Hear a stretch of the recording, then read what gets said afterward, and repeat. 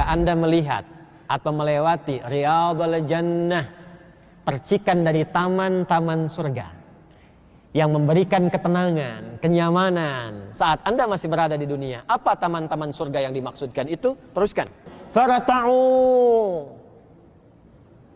Farta'u itu kalau kita cek di lisan orang Arab bimakna ar-ra'yu wal aklu wasyurbu.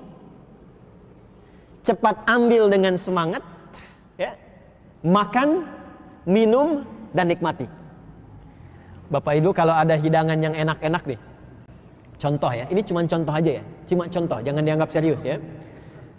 Panitia Ta'lim Al-Azhar setiap kajian subuh, setelah subuh mengadakan misalnya prasmanan sarapan. Ini contoh aja ya, jangan tahu dianggap serius, contoh. Ya, biasanya kalau sudah contoh, bulan depannya langsung ada tuh. Misal ya, kemudian menunya enak-enak, ya, ada sup yang enak, ada bubur, ya, ada ayam macam-macam, menunya enak-enak pokoknya. Saya tanya pada Anda, setelah kajian ditutup, ya, atau bahkan sebelum kajian ditutup, sudah diincar gak? Ya kan? Bahkan sebelum masuk sudah dilirik-lirik ya, ditandain ya. Kalau perlu pesan kan sama yang jaganya ya. Ingat saya satu porsi ya. Pak Asep udah ingat Pak Asep ini. Baik ya, begitu kan? Nah itulah namanya farta'u.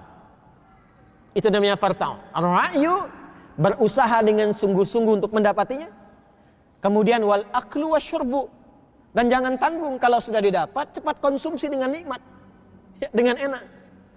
Makna itu ditarik ke dalam makna kiasan, karena bahasa Nabi itu tinggi, fasih dan tinggi. Kata Nabi, kalau sudah menemukan majlis ilmu yang seperti itu, berkualitas, menenangkan ke dalam hati dan sifatnya Riyadhul Jannah, cepat buru majlis itu.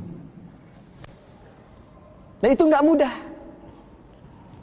Karena itu kalau Allah sudah berikan ke dalam diri kita itu hidayah dengan kuat dan mauhibah, kecintaan terhadap sesuatu, itu kadang-kadang Pak, jauh pun ditempuh.